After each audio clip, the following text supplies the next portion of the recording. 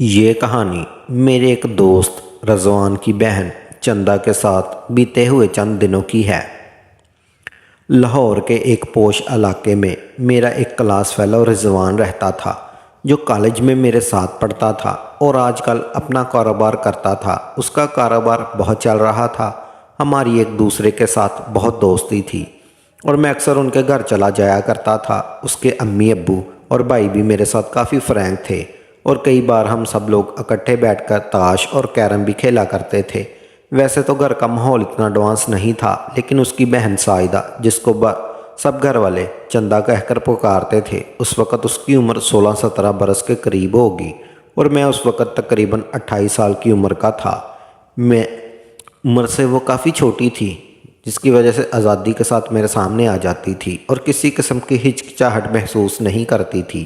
وہ رضوانہ کی طرح مجھے بھائی جان کہہ کر پکارتی تھی۔ ویسے بھی ان کے گھر کافی عرصے سے آ جا رہا تھا، جس کی وجہ سے میں ان کی فیملی فرینڈ بن چکا تھا۔ چندہ سانولے رنگ کی اور تیکھے نین نقش والی سمارٹ سی لڑکی تھی۔ میں نے کبھی اس کے ساتھ کچھ کرنے کا دل میں نہیں سوچا تھا، اس لیے کبھی اس کی کسی چیز پر غور نہیں کیا تھا۔ ویسے بھی میری موجودگی میں وہ چادر اوڑھ کر رکھتی تھی۔ یہ کوئی 4 سال پہلے کا واقعہ ہے، جب مجھے دوپہر کے وقت رضوان کا فون آیا۔ اس نے مجھے فوری طور پر ریس کورس پارک میں ملنے کو کہا۔ میں نے فوری طور پر گاڑی نکالی اور اس سے ملنے کے لیے ریس کورس پارک چلا گیا، جہاں وہ پہلے سے موجود تھا۔ اس نے مجھے بتایا کہ اس کے خلاف پولیس نے قتل کا ایک مقدمہ درج کیا ہے اور اسے ڈھونڈ رہی ہے، لیکن اس کا اس قتل سے کوئی بھی واسطہ نہیں ہے۔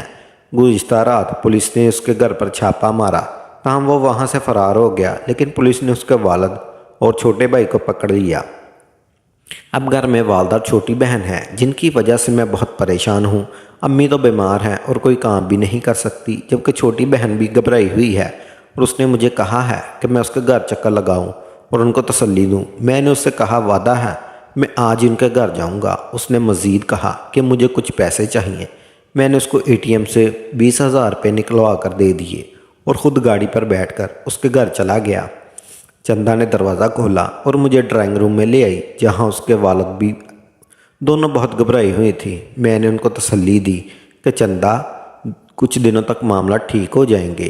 میں 1 گھنٹہ وہاں بیٹھا، ان کے ساتھ باتیں کرتا رہا، پھر ان سے اجازت چاہی تو رضوان کی امی نے کہا، بیٹا ہم رات گھر میں اکیلے نہیں رہ سکتے، مہربانی کر کے رات کو تم گھر آ جانا۔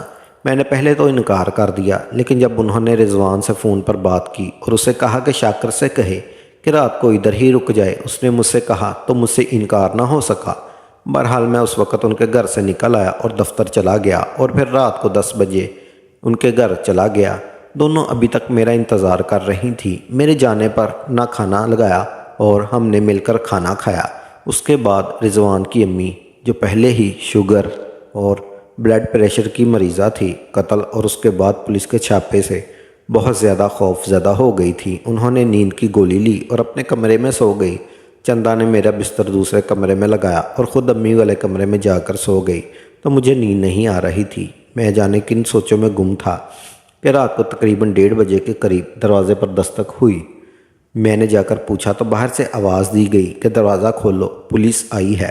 میں نے دروازہ کھولا تو 1 درجن کے قریب پولیس والے موجود تھے، جو دروازہ کھلتے ہی مجھے دھکا دے کر اندر آ گئے۔ انہوں نے سارے گھر کی تلاشی لی اور اس دوران چندہ اور رضوان کی امی بھی اٹھ گئی۔ جب گھر والوں کے رضوان نہ ملا تو انہوں نے مجھے پوچھا کہ تم کون ہو؟ میں نے ان کو بتایا کہ مہمان آیا ہوں، تو مجھے کہنے لگے تم بھی ہمارے ساتھ چلو۔ میں نے ان سے کہا میں کیوں چلوں؟ تو کہنے لگے تمہیں رضوان کے بارے میں معلوم ہوگا، جب وہ پکڑا جائے گا تو ہم تم کو چھوڑ دیں گے۔ خیر میں ان سے کہا کہ آپ چلیں، میں اپنی گاڑی میں آتا ہوں۔ تو انہوں نے 2 سپاہی میرے ساتھ میری گاڑی میں بٹھا دیے۔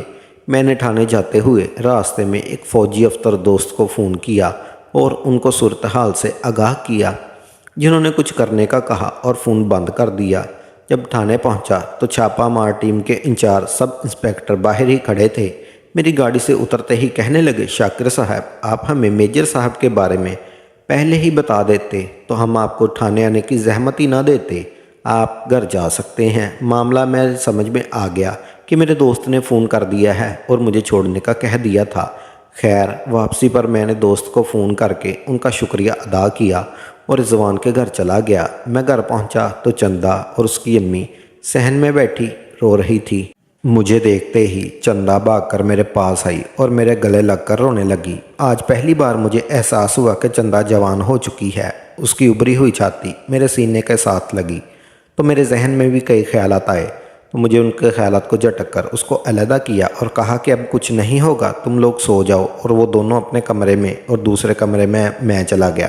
خیر یہ رات میں نے جاگ کر گزاری اور صبح ناشتہ کر کے دفتر چلا گیا اور شام کو اپنے گھر جا کر کپڑے چینج کر کے ٹی وی دیکھنے بیٹھ گیا۔ میرے ذہن میں تھا کہ مجھے صرف ایک دن کے لیے رضوان کے گھر جانا تھا، سو میں چلا گیا۔ اب میں اپنے ہی گھر میں رہوں گا۔ تھوڑی دیر بعد چندہ کا فون آ گیا کہ بھائی آپ ابھی تک آئے نہیں۔ میں نے حیرانگی سے پوچھا کہ مجھے ابھی آنا ہے، تو کہنے لگی کہ صرف آج ہی نہیں، مزید کئی دن تک ہمارے یہاں ہی رہنا پڑے گا۔ خیر میں نے گاڑی نکالی اور ان کے ساتھ چلا گیا، جہاں کھانے کے بعد رضوان کی امی تو نیند کی گولی کھا کر سو گئی، لیکن میں اور چندہ ٹی وی لاؤنج میں ٹی وی کے سامنے بیٹھ کے ایک ڈرامہ دیکھ رہے تھے اور دوران خبرنامہ لگا تو ہم دونوں باتیں کرنے لگے، جس میں اس کی پڑھائی زیر بحث تھی۔ رات کو تقریباً 10 بجے کے قریب دروازے پر بیل ہوئی تو میں نے جا کر دروازہ کھولا تو رضوان سامنے کھڑا تھا۔ میں اس کو لے کر اندر آ گیا، جہاں وہ چند منٹ تک رکا۔ اس نے چندہ کو امی کو جگانے سے بھی منع کر دیا اور تھوڑی دیر بعد چلا گیا۔ اس نے جانے کے بعد میں نے چندہ سے کہا کہ مجھے نیند نہیں آ رہی، میں سونے لگا ہوں، تو اس نے کہا کہ کل ساری رات امی تو سوئی رہیں اور مجھے نیند نہیں آئی، میں ساری رات جاگتی رہی ہوں، اس لیے میں نے آج آپ کا بستر امی کے کمرے میں ہی لگا دیا ہے۔ میں نے اس کو کہا کہ مجھے اس کمرے میں نیند نہیں آئے گی، میں اکیلا سونے کا عادی ہوں۔ تو کہنے لگی یہ آرڈر امی نے کیے ہیں، لہٰذا آپ کو ان پر عمل کرنا ہوگا۔ خیر میں اس کے کمرے میں چلا گیا، جہاں اس کی امی بیڈ پر لیٹی ہوئی تھی، جبکہ میرا بستر زمین پر لگا ہوا تھا، جبکہ چندہ خود صوفے کے اوپر لیٹ گئی۔ چندہ نے بڑی لائٹ آف کی اور زیرو کا بلب آن کر دیا۔ تھوڑی دیر تک ہم لوگ باتیں کرتے رہے، پھر چندہ سو گئی، جبکہ میں ابھی تک جاگ رہا تھا اور جانے کن سوچوں میں گم تھا۔ رات کو کسی پہر میری بھی آنکھ لگ گئی اور میں بھی نیند کی وادیوں میں پہنچ گیا۔ ابھی آنکھ لگی تھوڑی دیر ہی ہوئی تھی کہ رضوان کی امی خراٹوں کی آواز سے جاگ گیا۔ پھر میں اٹھ کر بیٹھ گیا اور اچانک میری نظر چندہ کی طرف پڑی، جو سیدھی لیٹی ہوئی تھی اور اس کی چھاتی پر کوئی کپڑا نہیں تھا۔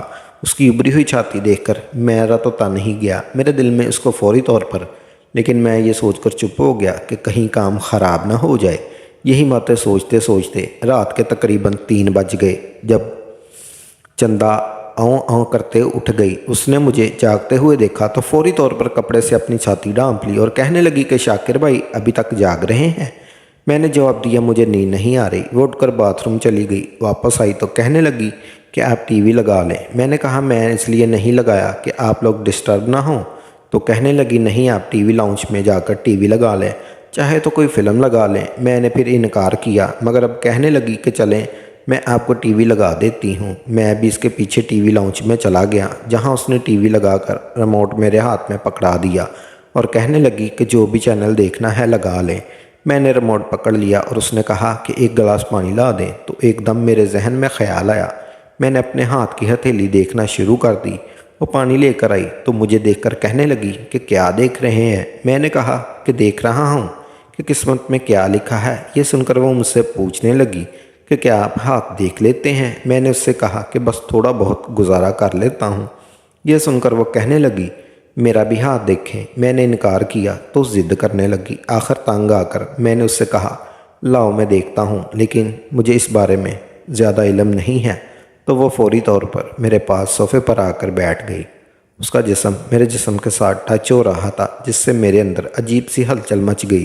اس نے اپنا ہاتھ میرے آگے کر دیا۔ میں نے اس کا ہاتھ اس انداز سے پکڑا کہ وہ تھوڑا سا شرما گئی۔ اس کا نرم و ملائم ہاتھ پکڑ کر میرا اکڑ گیا۔ میں کچھ دیر اس کا ہاتھ دیکھتا رہا مگر بولا کچھ نہیں، اور پھر اس کا ہاتھ چھوڑ دیا تو مجھ سے پوچھنے لگی کہ میری قسمت کیا کہتی ہے۔ پھر میں خاموش رہا تو اس نے پھر سوال کر ڈالا۔